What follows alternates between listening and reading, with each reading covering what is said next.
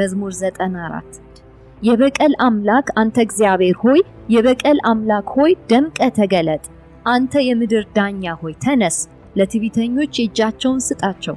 ክፉዎች እስከ መቼ እግዚአብሔር ሆይ ክፉዎች እስከ መቼ ይፈነጫሉ? የእብሪት ቃላት ያሽጎደጉዳሉ፣ ክፉ አድራጊዎች ሁሉ ጉራ ይነዛሉ። እግዚአብሔር ሆይ ሕዝብህን አደቀቁ፣ ርስትህንም አስጨነቁ። መበለቲቱንና መጻተኛውን ገደሉ፣ የድሃ አደጉንም ነፍስ አጠፉ። እነርሱም እግዚአብሔር አያይም የያዕቆብም አምላክ አያስተውልም አሉ። እናንተ በሕዝቡ መካከል ያላችሁ ደነዞች ልብ በሉ። እናንተ ቂሎች ጥበበኞች የምትሆኑት መቼ ነው? ጆሮን የተከለው እርሱ አይሰማምን? ዓይንንስ የሰራ እርሱ አያይምን? ሕዝቦችን በተግሣጽ ወደ መንገድ የሚመልስ ዕውቀትንስ ለሰው ልጆች የሚያስተምር አይቀጣምን? እግዚአብሔር የሰው ሐሳብ መና ከንቱም እንደሆነ ያውቃል። እግዚአብሔር ሆይ አንተ የምትገስጸው ከሕግም የምታስተምረው ሰው ምስጉን ነው። ለኃጢአተኞች ጉድጓድ እስኪማስላቸው ድረስ እርሱን ከመከራ ታሳርፈዋለህ። እግዚአብሔር ሕዝቡን አይጥልምና ርስቱንም አይተውም። ፍርድ ተመልሶ በጽድቅ አሰራር ላይ ይመሰረታል። ልባቸውም ቀና የሆነ ሁሉ ይከተሉታል። ክፉዎችን የሚቋቋምልኝ ማን ነው? ከክፉ አድራጊዎችስ ጋር የሚሟገትልኝ ማን ነው? እግዚአብሔር ረዳቴ ባይሆን ኖሮ ነፍሴ ወደ ዝምታው ዓለም ፈጥና በወረደች ነበር። እኔ እግሬ አዳለጠኝ ባልሁ ጊዜ እግዚአብሔር ሆይ ምሕረት ደግፎ ያዘኝ። የውስጤ ጭንቀት በበዛ መጠን ማጽናናት ነፍሴን ደስ አሰኛት። አመፃን ሕጋዊ የሚያደርግ የጥፋት ዙፋን ካንተ ጋር ሊያብር ይችላልን? በጻድቁ ላይ ተሰልፈው ይወጣሉ፣ በንጹሕም ላይ ሞት ይፈርዳሉ። ለእኔ ግን እግዚአብሔር ምሽግ አምላኬም መጠጊያ ዓለት ሆኖኛል።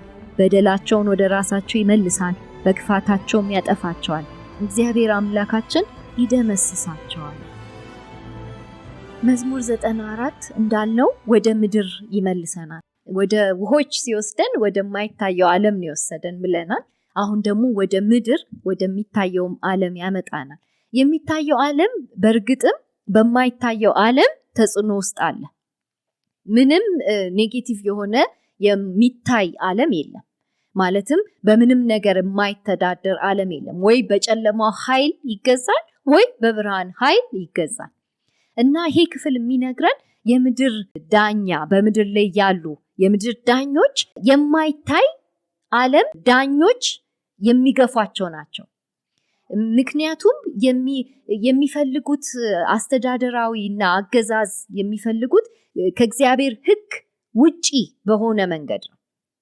የእግዚአብሔር ሕግ ጽድቅ፣ ሰላም፣ ፍትህ የሰፈነበት ሕግ ነው። የእግዚአብሔር አገዛዝ ሉዓላዊ አስተዳደሩ በሙሉ ፍቅር፣ ሰላም፣ ፍትህ፣ እውነት ያለበት ነው።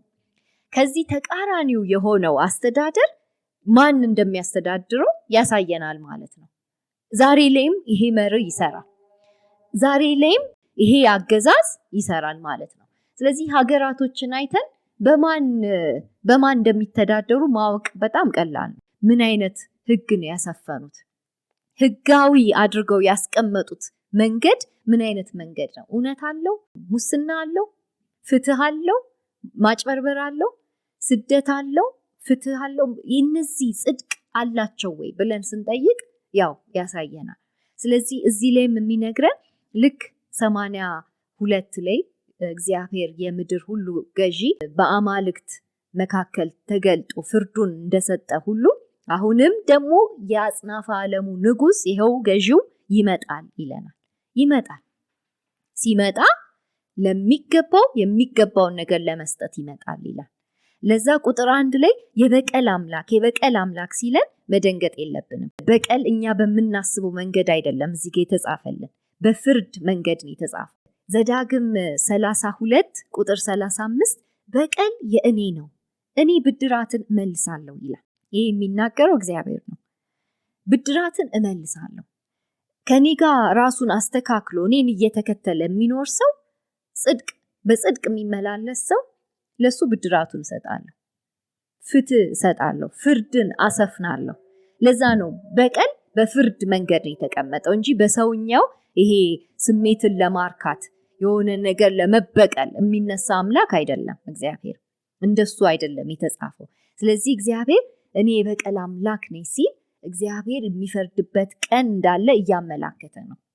ለእያንዳንዱ እንደ ስራው እንደ ስራው የሚሰጥበት ቀን አለ የሚለውን ይነግረናል። ስለዚህ አንተ እግዚአብሔር ሆይ ደምቀህ ተገለጥ ይለዋል። አንተ ፈራጅ የሆንክ ፍትሃዊ ፈራጅ የሆንክ ንጉስ የሆንክ በድምቀት ተገለጥ ይለዋል ቁጥር 1 ላይ። ቁጥር 2 አንተ የምድር ዳኛ ሆይ ተነስ ይለዋል። በማይታየው ዓለም ዳኛ ነህ፣ ንጉስ ነህ። አሁን ደግሞ በሚታየው ዓለም ላይ ለመፍረድ ተነስ። ለትዕቢተኞች እጃቸውን ስጣቸው። ትዕቢተኞች እኛን እያሳቀቁ እያስቸገሩ እያሳደዱ እየበዘበዙ ባሉበት ጊዜ አንተ ተነስ፣ የሚገባቸውን ፍርድ ስጣቸው። የእውነት ፈራጅ ስለሆንክ የፍትህ ፈራጅ ስለሆንክ ተነስ ይለዋል። ቁጥር 3 ጥያቄ ይጠይቃል። ክፉዎች እስከ መቼ? አረ ጌታ ሆይ እግዚአብሔር ሆይ ክፉዎች እስከ መቼ ነው የሚፈነጩት? አንተ አምላክ አይደለ ሆይ? ንጉስ አይደለ ሆይ? ቅን ፈራጅ አይደለ ሆይ? ሁሉን የምታይ አምላክ አይደለ ሆይ? ለክፉ ምላሽ ለምን አትሰጥም? ክፉ ሲያስጨንቀን ዋጥኳችሁ ወረስኳችሁ ሲለን ለምን ቶሎ ምላሽ አትሰጥም ብሎ ይጠይቃል። ቁጥር 4 የእብሪት ቃላት ያሽጎደጉዳሉ። እብሪት ማለት ትዕቢት ነው። ክፉዎች ትዕቢት አለባቸው። የእግዚአብሔርን ሕግ አያስፈጽሙም። እግዚአብሔር በእኛ ላይ ምንድን ነው ይላሉ። እግዚአብሔር አለ እንዴ? ፈራጅ አለ እንዴ? እኛ እንደፈለግን በፈቃዳችን እንኖራለን ይላሉ። ክፉ አድራጊዎች ሁሉ ጉራ ይነዛሉ ይላል። ይሄ ምዕራፍ 1 ላይ ያስተዋወቀን እና ምዕራፍ 2 ላይ ምን እንደሚመስሉ ያሳየንን ሰዎች ይመስላሉ። ክፉ ናቸው። በእብሪት ነው የሚመላለሱት። በእግዚአብሔር ቃል አይተዳደሩም። በእግዚአብሔር ሕግ አይተዳደሩም። ራሳቸው በቃ ጉራቸውን እየነዙ ማንም አይነካንም እያሉ የሚኖሩ ናቸው ይለናል። እግዚአብሔር ሆይ ሕዝብን አደቀቁ፣ ርስትንም አስጨነቁ። የእግዚአብሔር ሕዝብ በስደት በባቢሎን በምርኮ ምድር እንግዲህ አለ ተጨንቆ ደቆ ተሰዶ አይደለ ጭቁን ሆኖ እየኖረ አለ። ስለዚህ እግዚአብሔር ሆይ አንተ በሰማይ ካለ እኛም ንስሐ ከገባን ወደ ቃልህ ከተመለስን ልትፈርድና ይሄን አስጨናቂውን ኃይል ፍረድበት፣ ጠላታችንን ፍረድበት ይላል። ቁጥር 6 መበለቲቱንና መጻተኛውን ገደሉ፣ የድሃ አደጉንም ነፍስ አጠፉ። ምስኪን የሆኑትን እነዚህን መጻተኛ እንግዳ ነው መጻተኛ መበለት አቅም የሌላትን ድሃ አደጉ ወላጅ የሌለው መጠጊያ የሌለው ምላሽ እና መጠጊያ ሊሆን የሌለው ማንም አንዳች ሰው የሌለው ምስኪኑን ልጅ አስጨነቁ፣ ነፍሳቸውን አጠፉ። ድሃ አደግ ታዳጊዎች አባት ቢኖራቸው ኖሮ አባታቸው ምላሽ ይሰጥላቸው ነበር። አንተ ፈራጅ የነሱ ፈራጅ ስለሆንክ ና እያለ እግዚአብሔርን ይጠይቀዋል። እነርሱም እግዚአብሔር አያይም የያዕቆብም አምላክ አያስተውልም አሉ። እነዚህ እንግዲህ ክፉ የተባሉት እብሪተኛ የተባሉት ተመልከቱ፣ የያዕቆብን አምላክ ያውቃሉ ማለት ነው። ግን አሁን በሌላ አምላክ ኃይል ታግዘው ክፉን እየፈጸሙ አሉ። የእስራኤልን አምላክ ያውቁታል። ያዕቆብን ድሮ ከልጅነቱ ጀምሮ የመራውን አምላክ ያውቁታል። ግን አሁን አያችሁ ህዝቡ በባቢሎን ስላለ እና ቤተ መቅደሱ ስለተቃጠለ የእግዚአብሔር ቅድሳተ ንዋያት የሚባሉ ዕቃዎች በሙሉ ረክሰው እና በእንግዳ እጅ ላይ ስለወደቁ የእግዚአብሔር ኃይል የወደቀ መሰላቸው። እግዚአብሔር የተሸነፈ መሰላቸው። እግዚአብሔር በቃ አቅሙን አጥቶ ማየት የተሳነው መሰላቸው። ስለዚህ እንደዚህ መዘባበት ጀመሩ። ውይ የእስራኤል አምላክ የለም አያያችሁም ብለው እስራኤልን ማስጨነቅ ጀመሩ። እስራኤልን እንዲቀጡ እግዚአብሔር ስልጣን የሰጣቸው ለባቢሎን ስልጣን ሰጥቷቸው ነው አይደል? መብት ሰጥቷቸው። ግን አሁን በተሰጣቸው መብት ላይ መጎረር ጀመሩ፣ ጉራቸውን መንዛት ጀመሩ። እንደሚለው ኃይላቸው ከነሱ የመጣ መሰላቸው። እግዚአብሔር አሳልፎ የሰጣቸውን ህዝብ በራሳቸው ኃይል ያስገዙት መሰላቸው። ስለዚህ እግዚአብሔር አሁን ሊለመን ጀመረ። እግዚአብሔር ሆይ ድረስልን፣ አንተ አሳልፈ ሰጥታቸው አሁን አንተ አታይም ማለት ጀመሩ። እኛን መግደል ጀመሩ፣ ነፍሳችን ማጥፋት ጀመሩ፣ መጨቆን ጀመሩ እና ይብቃን፣ እስከ መቼ ነው ይሄ የሚሆንብን እያለ ጸሎት ያቀርባል። ቁጥር 8 እናንተ በህዝቡ መካከል ያላችሁ ደነዞች ልብ በሉ፣ እናንተ ቂሎች ጥበበኞች የምትሆኑት መቼ ነው? ጥያቄ ጠይቃቸዋል። በህዝቡ መካከል ናቸው እነዚህ ክፉ ሰዎች እና ደነዝ ይላቸዋል። ባለፈው ሳምንት እንዳየ ነው የእግዚአብሔርን ስራ የማያስተውል ሰው የዱር አራዊት ድብ ይመስላል ብለን ነበር አይደለም? ልክ እንደዛ ሁሉ ደነዝ እያለ ይጠራል። ማለትም መዝሙር 1 ላይ ያሉትን በእግዚአብሔር ሕግ በፍትህ አናስተዳድርም፣ በእግዚአብሔር ሕግ አንሄድም፣ በእውነት አንሄድም የሚሉት ምንድናቸው? ደነዝ፣ ሞኝ፣ ልብ የማይሉ ቂል፣ ጥበበኛ ያልሆኑ አይደለ? ከጥበብ የተፋቱ በሞኝ መንገድ የሚሄዱ ናቸው። እስከ መቼ ነው ደግሞ ብሎ እነሱን ይጠይቃቸዋል። ቅድም ለእግዚአብሔር ነው እስከ መቼ ነው ይሄ የሚሆንብን አለ። አሁን ደግሞ የእግዚአብሔር ፍርድ ሊመጣ ስለሆነ እነሱን ብትመለሱ አይሻላችሁም? እውነተኛ ንጉሥ የሆነውን እግዚአብሔርን ብታመልኩ እሱን ብትሾሙ አይሻላችሁም? እስከ መቼ ነው ሞኝ የምትሆኑት ብሎ ይጠይቃቸዋል። ከዛም ይቀጥላል። ጆሮን የተከለው እርሱ አይሰማምን? ዓይንንስ የሰራ እርሱ አያይምን? ሕዝቦችን በተግሣጽ ወደ መንገድ የሚመልስ ዕውቀትንስ ለሰው ልጆች የሚያስተምር አይቀጣምን? ይላቸዋል። እግዚአብሔር እኮ 93 ላይ እንዳየነው የሁሉ ነገር ፈጣሪ ነው። ዓለምን ያጸና፣ በዓለም ላይ እንዲኖሩ ሰዎችን የፈጠረ የሰዎች ሁሉ ፈጣሪ ነው። ሰዎችን ደግሞ ጆሮ ፈጥሮላቸዋል። ስለዚህ ይሄን ጆሮ የፈጠረ እግዚአብሔር አይሰማም ይላቸዋል። ለሰዎች ደግሞ ዓይንን ፈጥሮ የሰጠ ይሄ እግዚአብሔር ለእናንተም ለክፎችም ጭምር ዓይን የሰጣችሁ ይሄ እግዚአብሔር አያይምን? መስሏችሁ ነው? የማያይ ሊመስል ይችላል። እነዚህ ጨቋኞች ዘላለም በቃ ጨቋኝ ሆነው ኃይለኛ ሆነው የሚኖሩ ይመስላቸዋል። ምክንያቱም እግዚአብሔር እጅ በእጅ እየቀጣ ስላልሆነ፣ እጅ በእጅ ምላሽ እየሰጠ ስላልሆነ፣ እጅ በእጅ በተዘረጋች ክንዱ ክፎችን እየቀጣ ስላልሆነ በቃ እግዚአብሔር አያይም ብለው በክፋታቸው የሚቀጥሉ መስሏቸዋል። በኃጢአታቸው የሚቀጥሉ መስሏቸዋል። ግን ይሄ ባለመዝሙር ያስጠነቅቃቸዋል። አያይም ማያይ ይመስላችኋል? እግዚአብሔር ማይቀጣ ይመስላችኋል? ይላቸዋል። እግዚአብሔር የሚቀጣው ለሕዝብ ዕውቀትን ከሰጠ በኋላ ነው ይላል ቁጥር 10 ላይ አይደለም? ዕውቀትን እኮ ሰጥቷቸዋል። ይሄ እግዚአብሔር ምን ማድረግ እንደሚችል ከግብጽ ጀምሮ ታውቁታላችሁ። እናንተ ከአማልክት ጋር ተጣብቃችሁ ነው እንጂ ይሄ እግዚአብሔር ማንነቱን ከግብጽ ጀምሮ የገለጠ አምላክ ነው፣ ከዘጸአቱ ጊዜ ጀምሮ እና ሕዝቦችን በተግሣጽ ወደ መንገድ የሚመልስ ነው ይላል። ወደ መንገድ ማለትም እቺ የቀናቺቱ መንገድ፣ የጽድቅ መንገድ፣ የኃጢአት መንገድ አይደለም። የእግዚአብሔር መንገድ የቅን መንገድ፣ የጽድቅ መንገድ፣ የእውነት መንገድ፣ የፍትህ መንገድ ነው። ወደዚህ ሕዝብን ለመመለስ ይታገላል እግዚአብሔር። ለዚህ ምሳሌ እንዲሆኑ እስራኤልን መርጧል አይደለ? እስራኤል በዚች በቀናቺቱ መንገድ ሄዳ የእግዚአብሔር መንገድ ለሕዝብ ሁሉ እንድታሳይ ተመርጣለች፣ አገልጋይ እንድትሆን። የመጀመሪያዊቷ እስራኤል እቺን የቀናቺቱን መንገድ ይዛ አልቀጠለችም፣ ወድቃለች። ከአዳም ጀምሮ ወድቀዋል።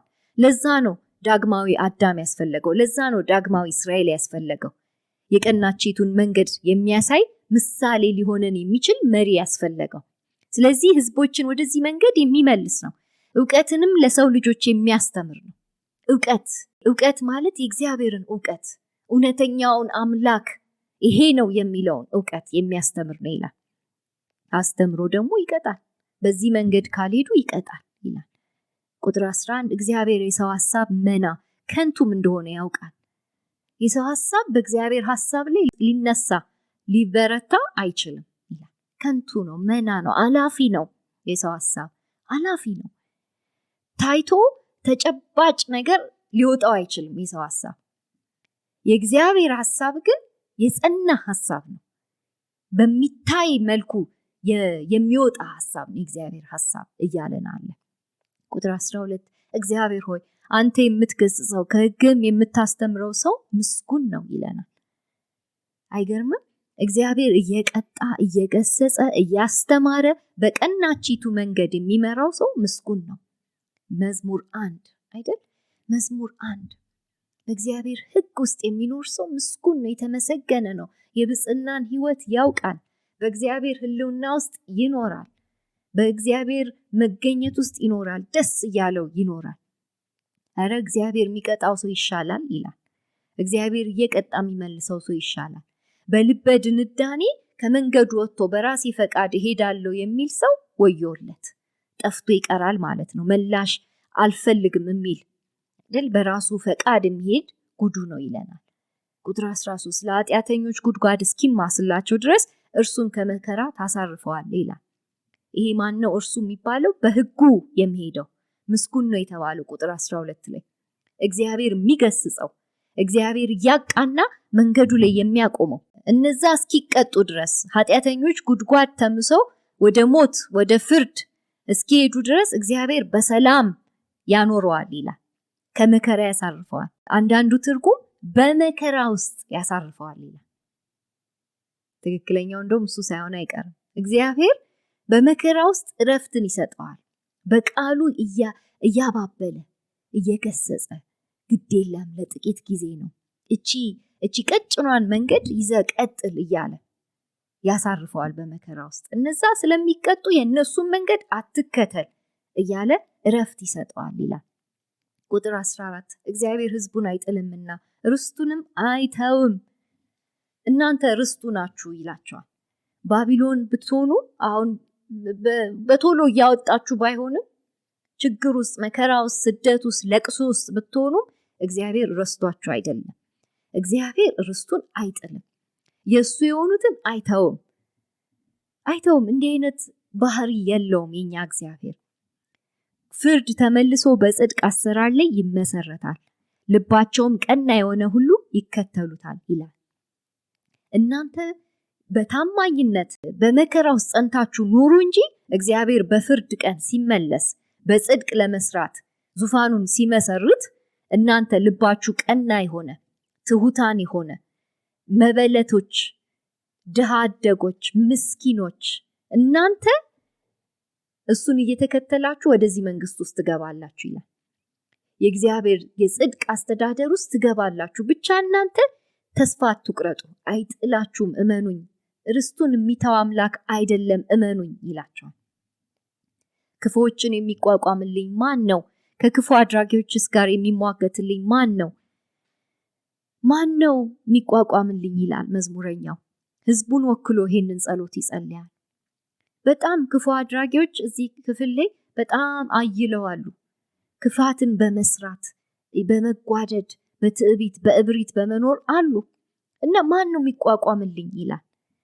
መዝሙር 93 ላይ የተጠቀሰ ቃል ነው መቋቋም። ይሄ በአማርኛው ላይ ላናየው እንችላለን፣ ግን ውሆችን የሚቋቋም ኃይል ያስፈልጋል እንዳለ ሁሉ አሁንም እነዚህን የሚጨቁኑትን ኃይላት የሚቋቋምና ለኔ የሚሟገት ያስፈልጋል።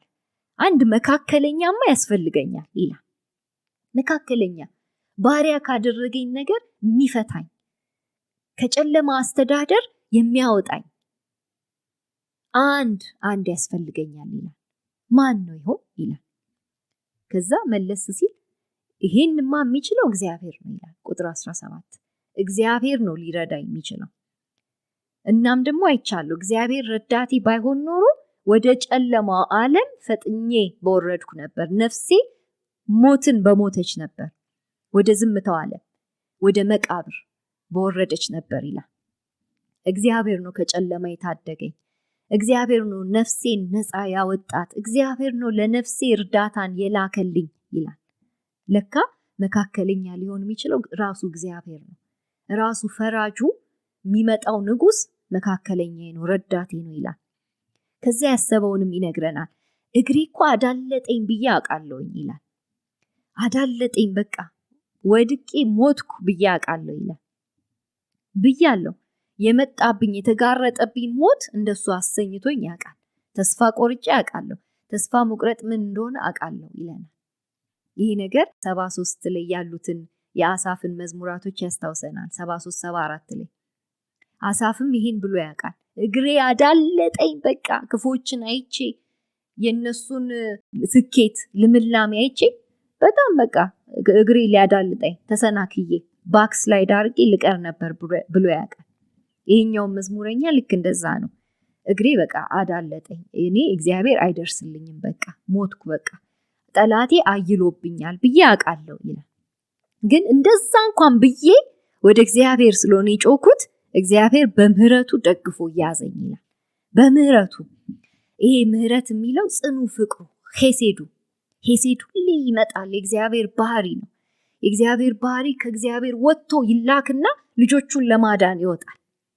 ልጆቹን ይታደጋቸዋል። የእግዚአብሔር ባህሪ ሄሴዱ ሮጦ ይመጣል። ልጆቹን ለማንሳት ወደ ቤቱ ለማድረስ ቸርነቱና ምሕረቱ ይመጣል። ልጆቹን ይታደጋል። ደግፎ ያዘኝ ይላል። ሄሴድ ደግፎ ያዘኝ። የውስጤ ጭንቀት በበዛ መጠን ማጽናናት ነፍሴን ደስ አሰኛት ይላል። አሁንም መዝሙር 23 በትሩና ምርኩዝ እነርሱ እያጸናኑ ነው የሚያደርሱኝ እንዳለ ሁሉ አሁንም በቃ ጭንቀት ምን እያስጨነቀኝ በበዛበት ጊዜ የእግዚአብሔር ማጽናናት ለልቤ ደስታን እየጨመረ ለነፍሴ ደስታን እየጨመረ ይዞ ደግፎ አቅንቶ እዚያ አድርሶኛል ይለናል። ስለዚህ አስጨናቂው አያስጨንቀኝም።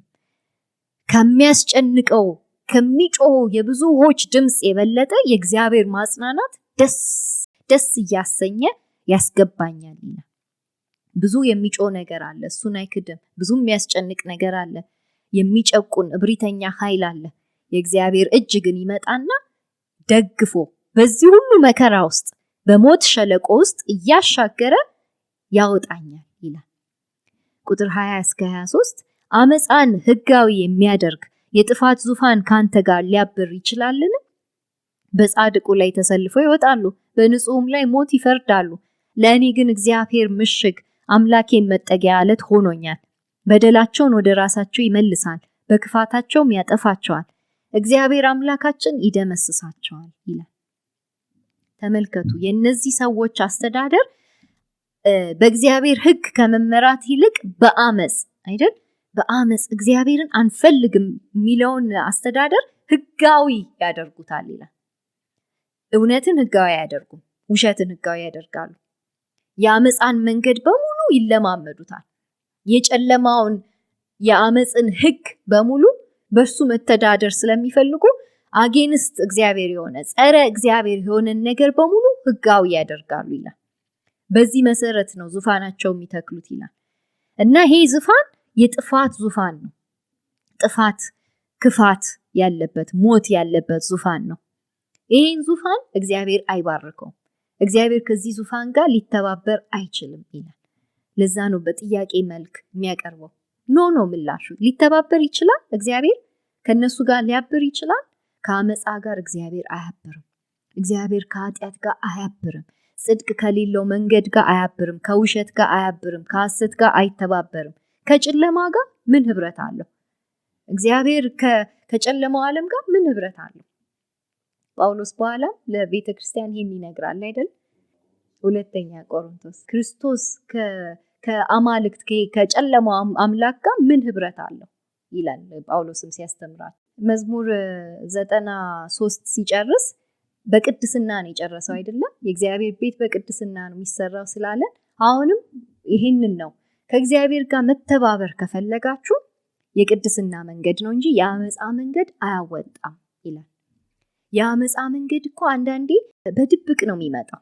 ብዙ ጊዜ በግላጭ አይደለም የሚመጣው፣ በድብቅ። ለምሳሌ ትንንሽ ኃጢአቶችን በመለማመድ ምንም ክፋት የለውም በማለት ትንሽ ነገሮችን በማስተናገድ ግን ይሄን ያስተናገደ አውቶማቲካሊ የሁለተኛ ቆሮንቶስ ጸሐፊ ጳውሎስ የቤልሆር ተባባሪ ነው ይለናል። ቤሊያር ማለት ሌላ አማልክት ነው፣ ሌላ አማልክት። ስለዚህ እነዚህ አማልክቶች የሚያንጸባርቁት በምድራዊ ዓለም ላይ የሚያንጸባርቁት አስተዳደር አለ።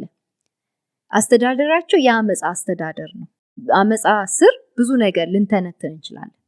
ውሸት፣ መስረቅ፣ ብቻ 10ቱ ትእዛዛት ላይ የሌሉ ነገሮች በሙሉ አታድርጉ የተባሉ ነገሮች በሙሉ የቤልሆር አገዛዝ ነው። ለዛ ነው የአዲስ ኪዳን ጸሐፊዎች ይህንንም ሁልጊዜ ይጠቅሱልናል። ልክ እንደ ጳውሎስ በብርሃን ተመላለሱ ይለናል። የዮሐንስ መልእክትን የጻፈልን በብርሃን ውስጥ ተመላለሱ፣ የእናንተ መንግስት የብርሃን መንግስት ነው። ኃጢአት ካለ ቶሎ ተናዘዙ ይላል ዮሐንስ።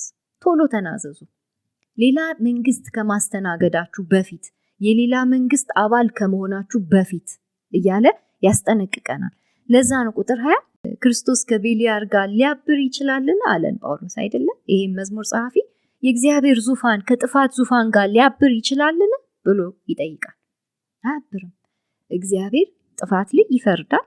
ክፋት ላይ ይፈርዳል፣ ለሱም ደግሞ ቅጣቱን ይሰጠዋል። ስለዚህ እናንተ የሚያዋጣችሁ ስጋችሁን ነክሳችሁ ምንም ቢያምም በጽድቅ መሄድ ነው ይለናል። በጽድቅ ሂዱ። ሊያም ይችላል ግን በጽድቅ ሂዱ ይለናል። ቁጥር 21 በጻድቁ ላይ ተሰልፈው ይወጣሉ፣ በንጹህም ላይ ሞት ይፈርዳሉ። ይሄ የነሱ መንገድ ነው። የክፋት የሚሰሩ መንገዳቸው ይሄ ነው። በእውነተኛው በቀናችሁ መንገድ የሚሄዱትን ያሳድዳሉ። ይሄ ቃል በጣም ትንቢታዊ ደግሞ የሚሆነው ለጌታችን ለኢየሱስ ክርስቶስ ይውላል አይደለም? የአመፃ ሁሉ ጭካኔ የፈሰሰው ጌታችን ኢየሱስ ክርስቶስ ላይ ነው። ሁለተኛው እስራኤል ላይ፣ ሁለተኛው ምስኪኑ ኢየሱስ ላይ ይሄ ሁሉ ፈሷል። አንድ ጻድቅ አለ ኢየሱስ በመዝሙር 2 መሰረት ሕግን ሁሉ የፈጸመ አንድ ጻድቅ አለ። እሱ ላይ ወጥተው ተሰልፈው ሞትን ፈርደውበታል። ንጹህ እኮ ነው ይለናል ወንጌሉን የጻፈልን። ንጹህ ነው። ንጹህ ከመሆኑ የተነሳ ሊፈርድበት የተቀመጠው ምድራዊ ንጉስ እጁን ታጥቧል፣ እዚህ ውስጥ የለውበትም ብሎ፣ ግን ሞትን ፈረዱበት ይላል። ስለዚህ የአመፃ ዙፋን ይህንን ነው የሚያደርገው። በንጹህ ላይ ሞትን ይፈርዳል ይላል። በንጹህ ላይ ለእኔ ግን እግዚአብሔር ምሽግ አምላኬን መጠጊያ አለት ሆኖኛል። ለእኔ ግን እግዚአብሔር ምሽጌ ነው መጠጊያዬ ነው ይላል። ምንም የጥፋት ኃይል ቢያይል አለቴን መሸሸጌን መደበቂያዬን አልተውም። አሁንም ውሳኔ ያደርጋለሁ ከእግዚአብሔር ጋር ለመጣበቅ። ውሳኔ እሱ ነው። ምክንያቱም የነዛን መጨረሻ አውቃለሁ ይላል። መጨረሻውን በመናገር ነው የሚደመድብልን። የነሱ በደል ይመለሳል፣ ወደ ራሳቸው ይመለሳል። የሰሩት ጥፋት ሁሉ ክፋታቸው ሁሉ ያጠፋቸዋል ይላል። የሄዱበት መንገድ የጥፋት መንገድ ነው፣ ይጠፉበታል ይላል። እኔ የኔ አምላክ የማቀው አምላኬ ንጉሴ ሊፈርድ ሲመጣ ይደመስሳቸዋል ይላል። መጨረሻቸው መደምሰስ ነው ይላል። ለዛ ነው ኤርሚያስ 51 ላይ የእግዚአብሔርን ስም ሲጠቅስልን 51 56 ላይ እግዚአብሔር የበቀል አምላክ ነው፣ የፍርድ አምላክ ነው ይለናል። የፍርድ አምላክ ነው እግዚአብሔር። አንዱ ስሙ መለያ ስሙ ፈራጅ አምላክ፣ ተበቃይ አምላክ ይለዋል። ግፍን የሚበቀል ተገቢውንም ሁሉ የሚከፍል አምላክ ነው። ተገቢውን የሚከፍል አምላክ ነው። ዘዳግም ላይ እንደነገረን ነው ብድራትን እመልሳለሁ፣ እኔ የበቀል አምላክ ነኝ፣ እኔ በቀል የኔ ነው ብሏል። ስለዚህ እግዚአብሔር ሲመጣ እኔ ተሸሽጌበት በእርሱ አመልጣለሁ፣ እነሱ ግን አመጻቸው አያስመልጣቸውም። የሰሩት ስራ ሁሉ አሳልፎ ይሰጣቸዋል፣ ፍርድ ይጠብቃቸዋል እያለ ይደመድማል።